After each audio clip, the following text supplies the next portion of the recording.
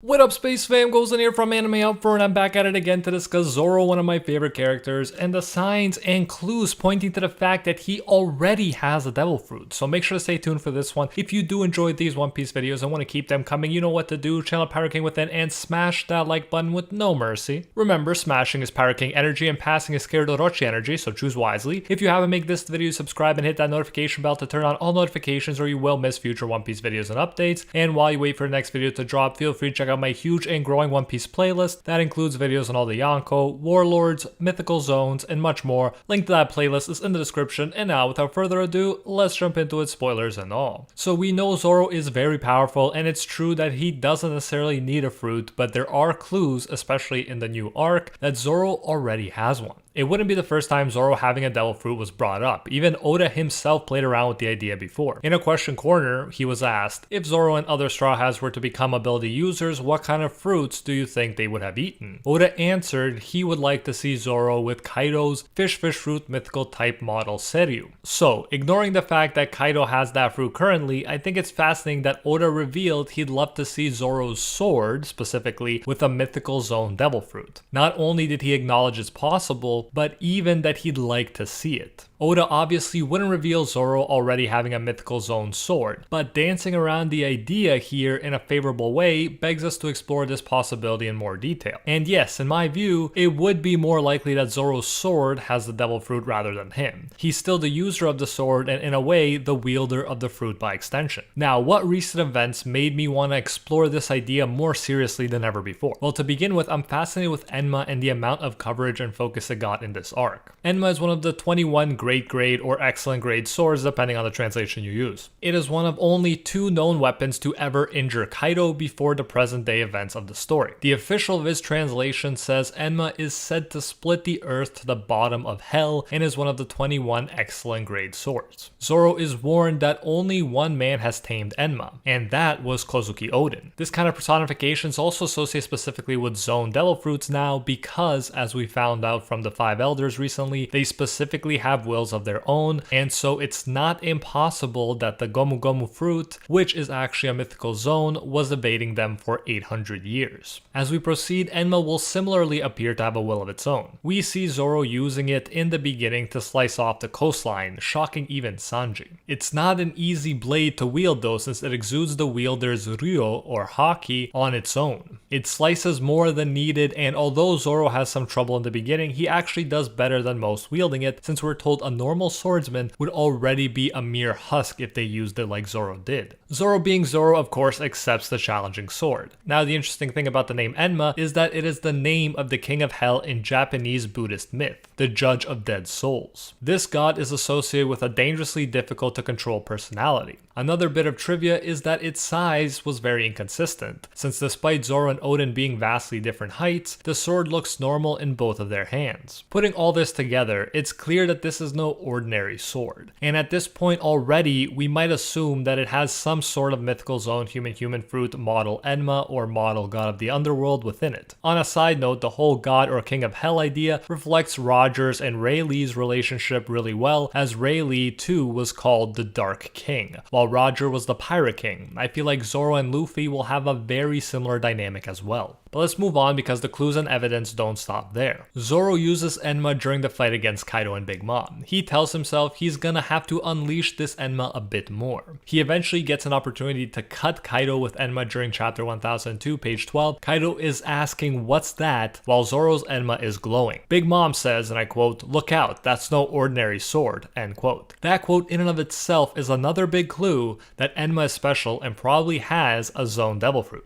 Zoro uses the move Dragon Blaze and he misses. He does cut off the horn from the Onigashima skull, but even if it didn't land, it's still significant. It was a slash that scared 2 Yonko, and Kaido, who often doesn't avoid attacks, decided he better avoid it. He also brings up how does Zoro's katana bear the presence of Oden within it. Here we get another parallel to how Zunisha was sensing Joy Boy's presence in Luffy. And why did he sense it? Because they had the same devil fruit. And so, it's possible Kaido isn't actually sensing Oden, he's just sensing the fruit within the sword that he's come to associate with Oden because Oden used it during that fight. Later, as Zoro prepares another attack, Kaido asks himself, is that katana the source of the strange haki? Zoro uses Black Rope Dragon Twister attack and it actually hurts Kaido, as Killer excitedly points out that Zoro actually cut Kaido's scales. It's also noteworthy that before he launches this attack, Zoro's sword's aura took the shape of a dragon during chapter 1003 on page 10. Kaido too says, and I quote, "He actually cut me, that hurts. I see, that must be Odin's sword," end quote. Zoro cuts Prometheus multiple times, so Prometheus has trouble helping Big Mom, and then during chapter 1010, Zoro tells Law that what he's about to do is the limit of his ability. He tells Kaido, who is saying he's going to smash Luffy's brains or heart, that that's his captain, and if he wants to crush anyone's skull, he'll have to start with Zoro. So epic. He uses Demon Aura 9-sword style Asura Blades drawn Dead Man's Game. Yes, it's a long name, but it's useful to pay attention to Zoro's attacks. He uses words like demon, and Asura was a class of beings who opposed the Vedic gods. Like the name Enma, Zoro plays up this underworld demon spin for himself through his attacks. At this point, Kaido and Law are shocked that Zoro succeeds in cutting Kaido across the chest. And at this point, Kaido notices that Zoro is a Conqueror's Haki user as well. But like Luffy, who's unaware that his true fruit is a zone, Zoro just says he has no idea what Kaido is talking about before he falls to the ground. Kaido praises him, saying he did enough. The wound will remain with him, like Odin's attacks did. This shows how impressively strong Zoro with Enma is, enough to leave a lasting wound on a mythical zone user, one dubbed the strongest creature. Wouldn't be a shocker if Zoro had the help of a mythical zone to do it, since Kaido definitely had the help of a mythical zone to defend it. And let's not forget about how before this, Zoro blocked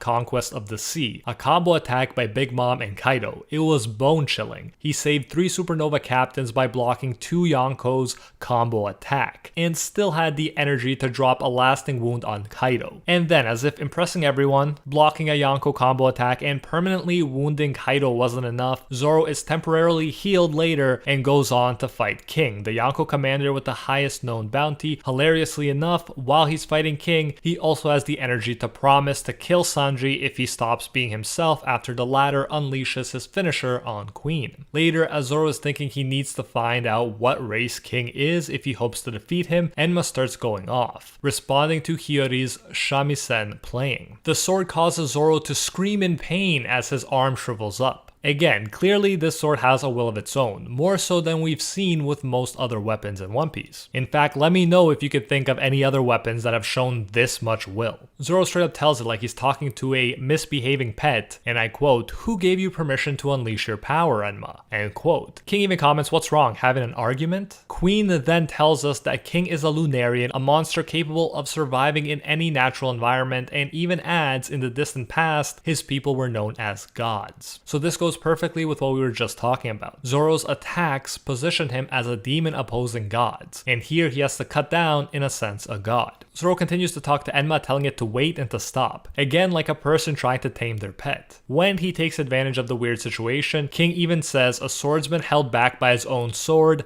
that's a new one. Again, showing that it's not normal for swords to have this much of a personality, this much of a will. King, as the strongest commander of the strongest creature in the world, would have had ample opportunity to see something like this. That is, if it was just a weapon thing and not a special devil fruit thing. Zoro then goes on to treat all his swords like his friends, while King is surprised that he died just to save his sword. During his flashback, Zoro is told by the old man of the village, aka the master swordsmith, that a sword has its own personality. A swordsman must master it and bend it to his will. So, some might assume that this is what's happening with Enma, but I hope I've shown Enma is a special case, and in my view, it's done things that are beyond explaining away by saying all swords have a personality. He tells Zoro in the flashback that there was one blade he crafted when he was a young man. It was the greatest weapon he ever made. Its disposition was deadly serious. Just holding it in your hand sent a shiver down your spine. So I gave that masterpiece the name of the king who watches over hell, the king of the underworld,